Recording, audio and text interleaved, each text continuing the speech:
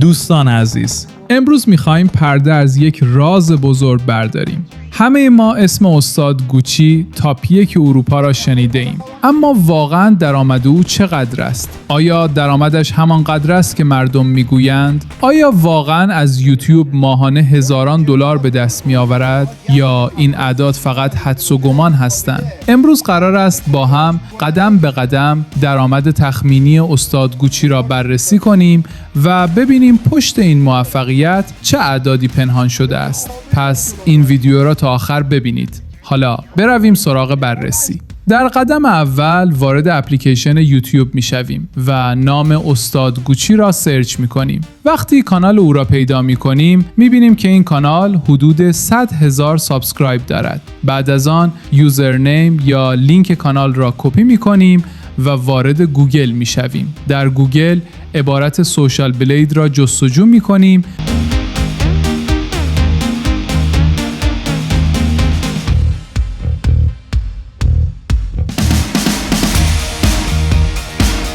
و اولین سایتی که بالا می آید را باز می کنیم.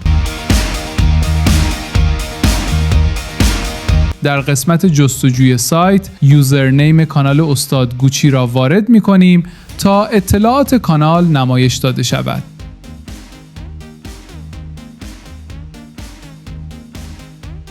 اینجا می توانیم ببینیم که در یک ماه اخیر حدود 6,000 سابسکرایب جدید به دست آورده است. همچنین در یک ماه اخیر حدود 661,000 بازدید داشته است. در بخش درآمد تخمینی سایت نشان می دهد که درآمد ماهانه او حدود 165 دلار است و درآمد سالانه او تقریباً 2,000 دلار تخمین زده شده است. البته باید توجه داشته باشید که این درآمد دقیق استاد گوچی نیست، چون درآمد واقعی را هیچ کس جز خود او نمی‌داند و این سایت فقط یک تخمین تقریبی ارائه می‌دهد. این بود از بررسی درآمد تخمینی استاد گوچی تاپ 1 اروپا.